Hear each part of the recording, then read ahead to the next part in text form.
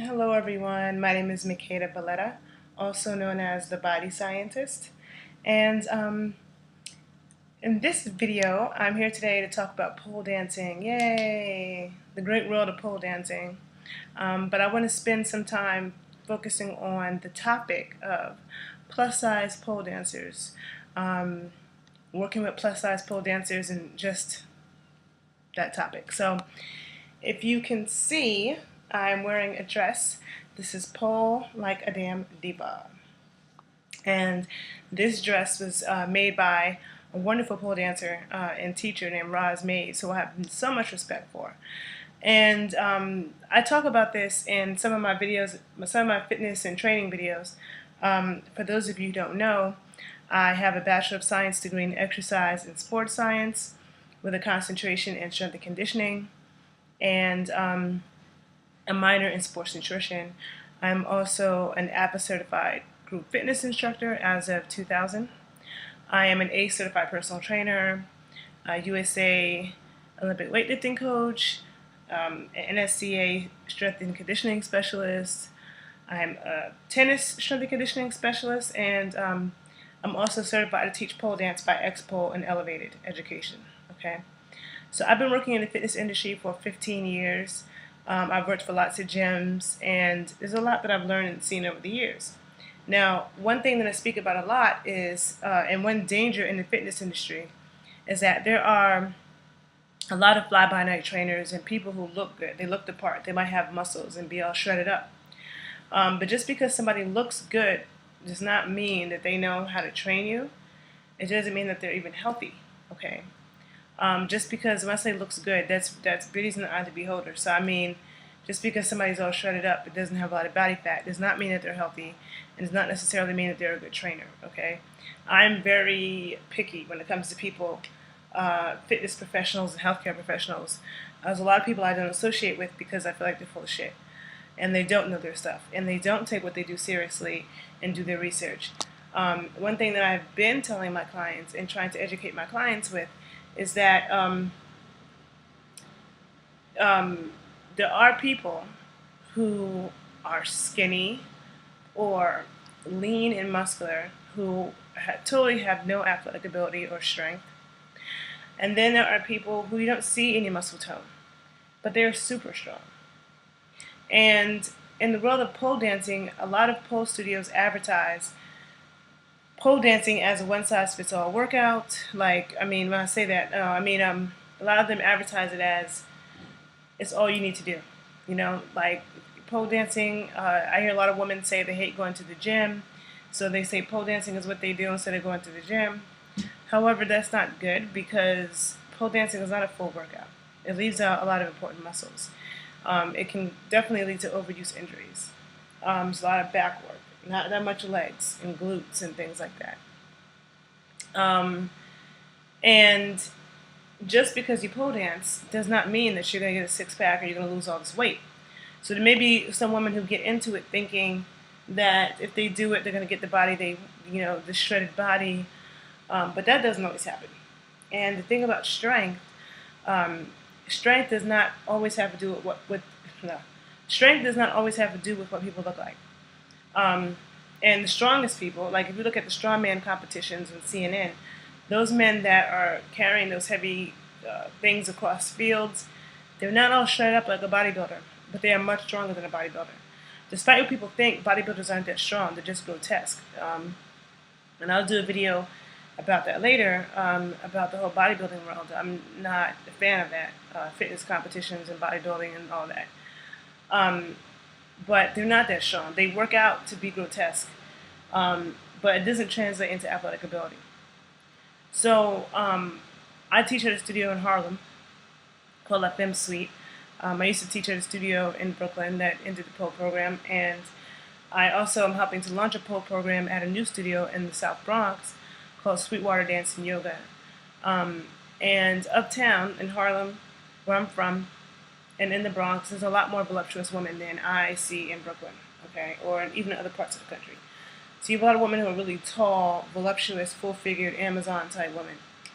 And there are special considerations that need to be taken into consideration, like I know that in pole dancing we all have our challenges. Okay, a lot of the elite pole dancers that I see, when I say elite, I mean in the world of pole dance you have like sexy pole and people that just perform, and then you have people that are competing on competitions. The sports side of pole dancing, where it becomes competitions in sport, the girls that succeed at that are usually short and stocky, just like with gymnastics. So, like for myself, I have super long, thin arms, and doing handstands doesn't seem like something in my future. I don't want to give up, but my arms are very long and thin, and I have narrow shoulders. And then my lower half, it's not like if my lower half was skinny, my lower half is not skinny. Most of my weight is below my waist. I have thighs, so it doesn't feel like my arms, my long, thin arms can support all of this. And although I don't want to believe that's the case, I don't see women who look like me doing handstands. I see women who are long and thin, but their whole body is long and thin. And they don't necessarily have a big booty or anything, which changes things. And I see women who are tall, but they have broad shoulders. Broad shoulders and short, stockier arms compared to how long my arms are. And so sometimes it makes me feel like, I have to work much harder to get this in other people. And I feel like a lot of the teachers that teach handstands, they teach it like it's so easy, and they don't really take the time out to really look at each body individually and help with the challenges. And there aren't many people that I come across that have the body dilemma I have, okay? So I'm not going to give up on my handstands, but it may take me a couple more years, whereas like, other people might get in a couple months. So as pole dance instructors and as pole dancers, we have to keep that in mind. We all have our own body challenges. And so working with plus size pole dancers, it is hard because I know that it's possible. I know that just because you're plus size and that you're voluptuous and that you may be two of me does not mean that you can't do it. And I know this for a fact because I know Roz Mays. And I've seen Roz Mays, and I've seen her like this weekend, her Dangerous Curves, which this shirt is support of. It's basically pole dancing competition showcase that was designed for plus size pole dancers. They had a showcase at the pole convention, the International Pole Convention this weekend in New Orleans. And I was highly impressed at what I saw. I mean, these women were, some of them like two of me or just significantly bigger than I was, and they were extremely limber and could do things that they were close to doing. That a lot of people can't do. Most people can't do. And one dancer in particular, a woman named Miss Vegas, said, I want people to understand, I want to show people that I'm not just a good pole dancer for a big girl, but I'm a good pole dancer, period. And I love the fact that she said that, and I will always quote her on that because honestly and truly, she wasn't just good because she was bigger than everybody else or that she was plus size. She was just dope, period. Great entertainer, great skills. And at the end of the day, beauty is in the eye of the beholder. So I, as a trainer, have always told people you should never try to be like somebody else. A lot of people have unrealistic goals in fitness, and they show me pictures that they're going to order a body. And instead of focusing on being the best them they can be, if one has more body fat, then working on being healthy, no matter whether you're thin or muscular or have more body fat, it's important to put practices in place where you're working on being healthy, because you can be any size and be unhealthy. But what was I going to say? Darn it. The real goals, like my focus as a strength and conditioning specialist, and one reason why I love the pole world so much is that the goals are physical. So people will say, okay, in a couple weeks I want to be able to climb the pole. Or now my next goal is I want to be able to flip upside down and invert. Or, I'm working on these tricks. So they are physical, functional goals. And not like, oh, I want my delts to be this way, this big. And, like the way bodybuilders and fitness competitors look at working out in the body is more like sculpting it. It's not really about performance, okay? And my philosophy with training and as a strength and conditioning coach is always form and function first, okay? What is the functional purpose of this exercise? Because there are lots of exercises that we can do that can give us, muscles or whatever, but it doesn't translate into functional activity in terms of helping you be more efficient in your movement, okay? And overall, like, I respect the International Pole Convention for having a panel on this topic. Having a panel discussion, or not a panel discussion, but it was like Roz Mays and another dancer who was a thinner woman, had a discussion about this issue of dealing with and teaching, coaching plus-size pole dancers. And Roz shared, how she did not like being called big or fat, that there may be other dancers who call themselves that, and that's their thing, but she doesn't care to do that. And I can understand that, because that's like with the N-word. I don't use the N-word. I don't condone it. That word never comes out my mouth. A lot of black people do use it. They condone it. They call each other that. They call themselves that. I don't. I do listen to hip-hop that has those words in it. You never hear those words come out of my mouth. Okay? So it's a personal thing. And so respecting that is important. Like, I don't like being called skinny. And so some people think that that's not a bad thing to tell somebody, but skinny, I hate that. So thinking about the language that we use, and when I coach women who are plus size, I always encourage them that they can do it. Just keep working at it, that they will get stronger over time. But I know that my words may not be as valid. Like, they may look at me and think, well, what does she know? She can't relate. She's never been this size. And I can understand why somebody would look at me like that. And that is the reason why I tell all my students, especially my plus size students, about Roz Mays, because she's a great example of, she's a great example that it is possible for sure. And not only is she a great example, but all of her dancers that have won her showcases and performed for her. And so showing and proving is very important in the fitness industry. And so this idea, I think, is very important. A lot of fitness people, and especially pole dance people who don't necessarily have a fitness background, some of them decide to get group fitness, AFA, group fitness certifications, which I told you I had for the past 15 years. And to get that certification, you don't have to have a deep level of metabolism. You have to understand how to structure an aerobics class properly, which is very different than a pole class, which is not an aerobics class. So in some ways, I don't really understand how an AFA certification really helps with pole dancing, because pole dancing is an anaerobic workout for the most part. And the AFA, which deals with the aerobics, deals with aerobics, which is two different things. I have a video on my YouTube page about anaerobic versus aerobic exercise. So if you don't know what that is, you can definitely check out that video and become educated on that. But even with that, even with the AFA certification and stuff, what you have to know is not as in depth. A lot of personal training certifications, there's a lot of personal training certifications that one can pass and still not be that knowledgeable and still not really know what the hell they're doing.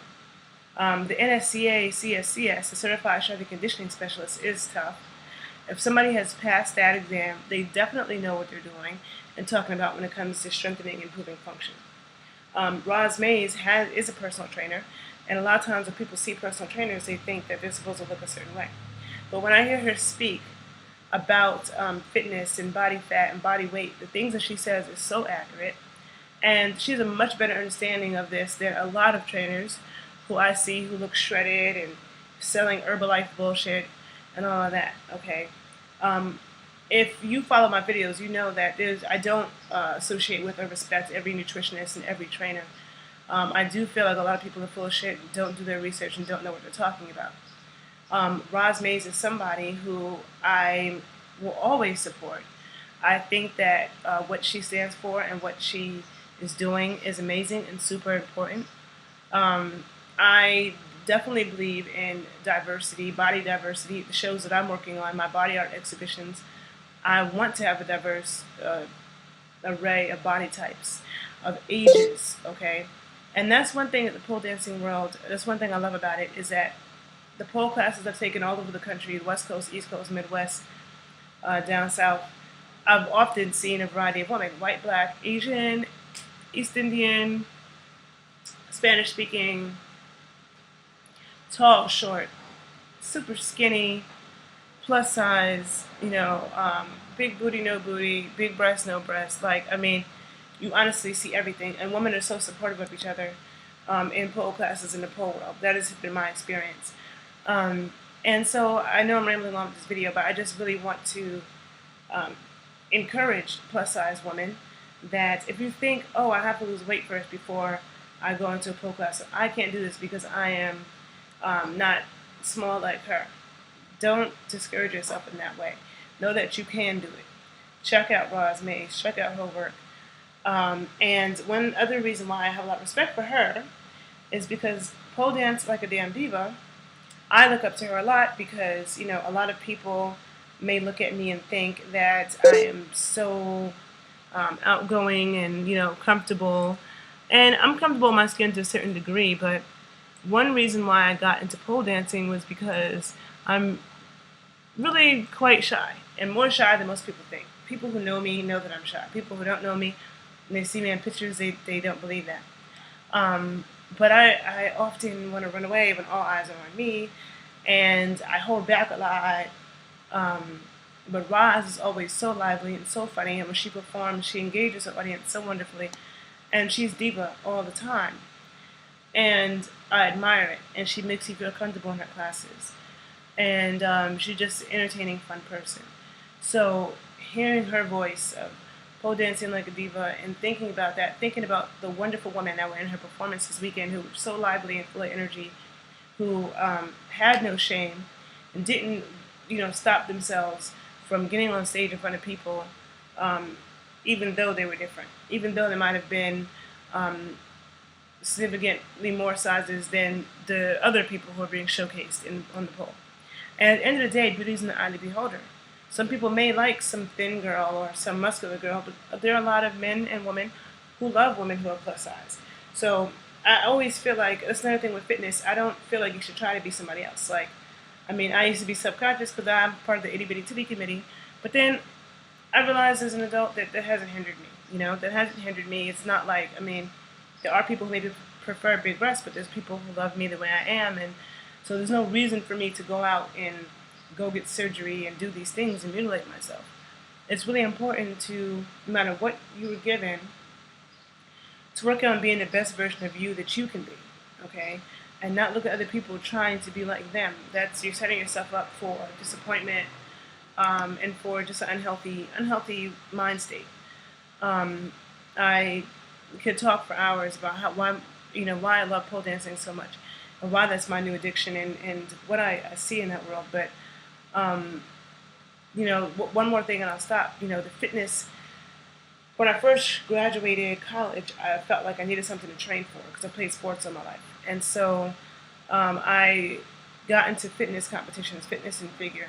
Back then it was like Miss Bikini America or something. This is like back in 2004, and I did a couple competitions, and I really saw that I didn't like it because it was very unhealthy. The bodybuilding figure fitness competitions, the way they judge bodies, especially in the NPC, they have women turn around and they don't want to see any fat on your glutes. Right on the bottom of the glutes, they can, they want to see where your glutes and hamstrings intersect. There's no fat there. They tan themselves to death with stuff that's awful for their skin. And I remember being penalized because I didn't put that stuff on my skin. But I'm already brown, and my skin is not blemished. So why do I have to paint my skin to get on stage? And even if it was blemished, why do I have to paint my skin to go on stage? Especially with chemicals that are very cancer causing. Then if I try to lose the body fat on the bottom of my glutes, if I try to do that, I'll probably kill myself. Because we have to all have an essential amount of body fat in order to be healthy. And as a woman, we have to have a certain amount of body fat for sure, and it's more than men. And I store most of my fat in my hips and thighs and booty. So if I try to get rid of that, I would have to do something very unhealthy and damn near kill myself. So these fitness and figure competitions are supposed to be supporting, a healthy, active lifestyle, but everything about it is unhealthy. The way that they eat, the way they manipulate foods, it's extremely unhealthy, and I'm not in support of that fitness figure world. But in the pole dancing world, it's focused more on not one particular body type. people like different things, and you're not being judged and scrutinized on every little detail and perfection and thing on your body. That to me is not very healthy. And pole dancing helps women to really step into their confidence, into their strength, into their sexuality a lot of times.